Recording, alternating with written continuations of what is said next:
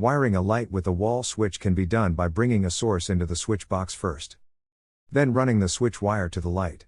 When the electrical source originates at a light fixture and is controlled from a remote location, a switch loop is used. The dotted line in the picture indicates the metal box enclosure. This is a simplistic schematic of what is going on. The hot wire is switched to the light, with a neutral returning to the source. This circuit is wired with a 2-wire cable running from the light to the switch location. The neutral from the source is connected directly to the neutral terminal on the light, and the source hot is spliced with the white loop wire. The white wire is marked black on both ends, to identify it as hot. The switch is connected to one of the terminals. The black loop wire is connected to the other terminal, and at the light, to the hot terminal on the fixture. This connection is very legitimate, however, as you can see, there is no neutral in the switch box. This is not a problem unless computerized or electronic switches are being used, that require a power source themselves, which becomes problematic if the neutral is missing. This is an updated version of the first arrangement. Because electrical code as of the 2011 update may require a neutral wire in most new switch boxes, a 3-wire cable runs between the light and switch. The red and black are used for hot. And the white neutral wire at the switch box allows for powering a timer, remote control, or other programmable switches. Here a single pole switch controls the power to a light fixture. The source is at the switch, and a 2-wire cable runs from there to the light.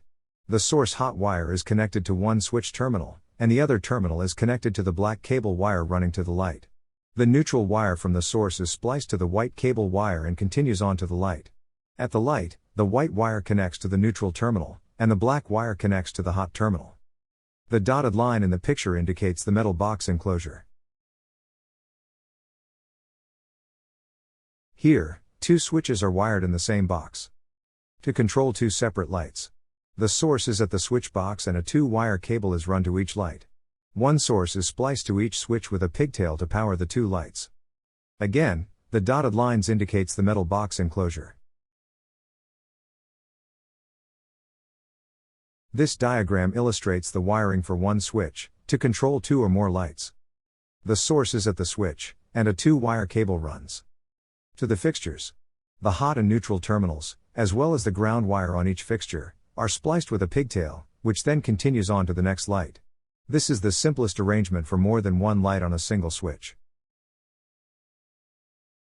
As the title screen of this video suggests, this is the 4th installment of my DIY house circuit layout and connections series.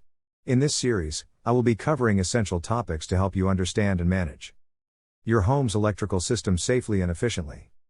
By the end of this series, you'll have the knowledge and confidence to tackle your own electrical projects and ensure that your home's electrical system is running smoothly. Future topics to be covered will include panel wiring. Learn how to properly wire your electrical panel, including identifying circuits, connecting breakers, and ensuring proper grounding. Receptacle connections. Understand the wiring and installation of duplex receptacles, GFCI receptacles for added safety, NFCs to protect against electrical fires. Appliance receptacles. Discover how to wire 20 amp, 30 amp, and 50 amp 240 volt appliance receptacles for various household appliances. Light switch wiring. Master the basics of wiring light switches, including single pole, 3-way, and 4-way switch configurations for controlling lighting throughout your home. Stay tuned for upcoming videos where I dive deeper into each of these topics, providing step-by-step instructions, safety tips, and troubleshooting advice to help you successfully complete your DIY electrical projects. Don't miss out on future installments of my do-it-yourself house circuit layout and connections series and empower yourself to take control of your home's electrical system. You can directly access my Stand Store courses at this website. https://stan.store/uppercase G, uppercase V, uppercase B. This is the end of this 3rd video.